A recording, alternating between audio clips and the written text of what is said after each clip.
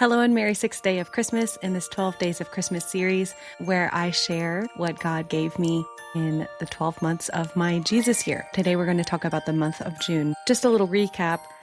There was a lot going on in the year, from the fires to my health issues to the Pasadena Eucharistic Revival. And at this point in the year, I was really suffering internally, I guess mentally and emotionally. Just the brain fog was continuing. And I was also starting to feel really sad and even resentful for some elements of the fire relief. I guess I found my heart broken in a new way because of all that happened and all the people that suffered, and even feeling there wasn't enough done for our fire survivors. And my cousin, who was actually in the Artist Way group that we did earlier in the year, and my uncle, his dad, were in town for a summer break, and they invited me to go on a little day trip to Sequoia National Park. And my cousin really wanted to see these trees, and I really needed something new. I needed a fresh perspective on things.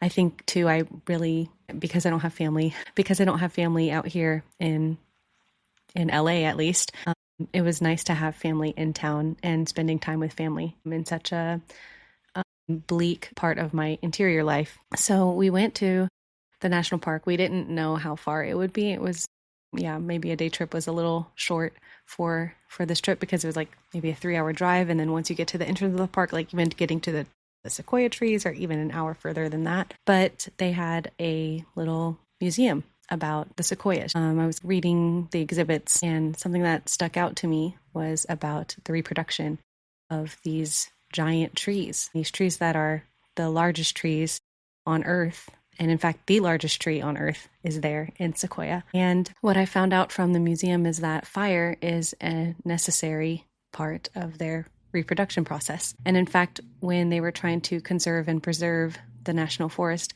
they would try and stop these natural fires, and it affected that generation of saplings.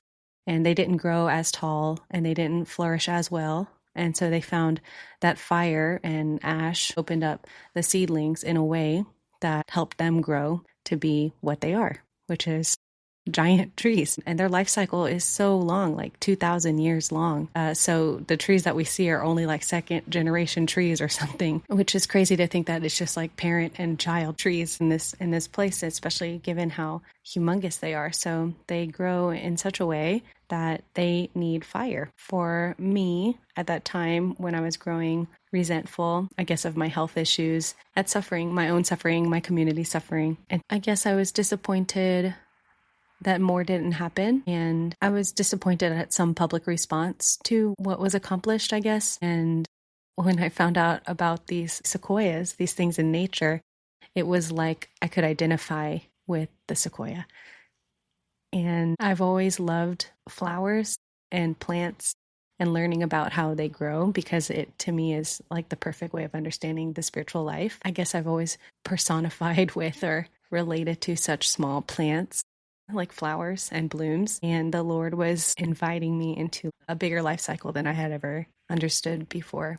And because the Lord is like outside of time, and what we're chasing as Christians is eternity, like 2,000 years is nothing to eternity. It just gave a perspective that, like, even what you suffer, as painful as it is, and for me, the most physically painful time in my life ever, it was like the Lord was just inviting me to grow into a giant spiritually, and that fire was a necessary part. I've always loved like littleness. I think going to Sequoia National Park made me desire even greater greatness, like being magnanimous or being like among the largest trees on Earth. And that was an unexpected gift. As someone who's not, in my mind, I imagined littleness with an open heart posture and like femininity. And I guess trees, or like Teresa of Avila, was like, there's this greatness about saints like her. And even Saint Therese called herself Little Therese, and Teresa of Avila, Big Therese. And I've kind of, in my mind, used like the imagery of like trees growing tall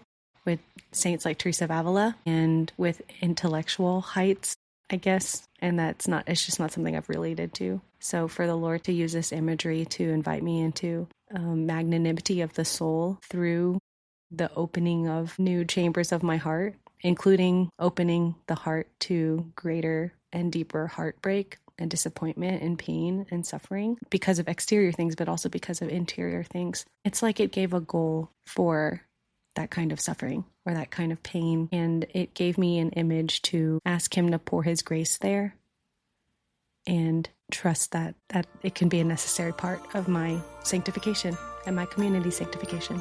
So that was the gift of June. And thanks for listening. Happy New Year's Eve. And I'll see you tomorrow.